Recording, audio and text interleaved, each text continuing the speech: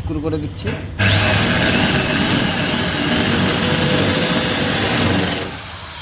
Converter, এবার আমি কনভার্টারটা lock করে দেবো। যেটা গাড়ি লক করবে, রিমোটে অন করবে, এটা হলো সেন্সার। রিমোট সেন্সার, এই যে সেন্সারের লাইনটা কোথায় সেটিং করবে সেটাও দেখে দিচ্ছি। এই যে এটা সেন্সার 48, এইটা লক করে যত রকম সিস্টেম আছে অন করবে সেই লাইনটা জুড়ে দিলাম। এটাকে বলছে কনভার্টার, কনভার্টার লাইনটা আমি জুড়ে দিচ্ছি। এটা 48 থেকে 12 ভোল্ট বেরোবে।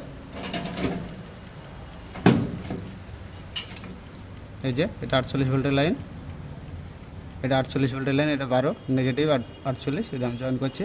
এটা 12 ভোল্ট বের করবে 48 থেকে, যেটা লাইট জ্বালাতে, হরেন চলতে সব কিছু সাহায্য করবে। দেখা গেলে আওয়াজ হবে।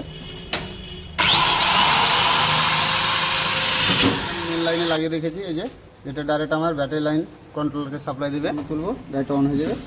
কোনো গাড়িতে শর্ট সার্কিট হলে এটা অটোমেটিক ডাউন হয়ে যাবে। এটাকে বলে এনসিবি।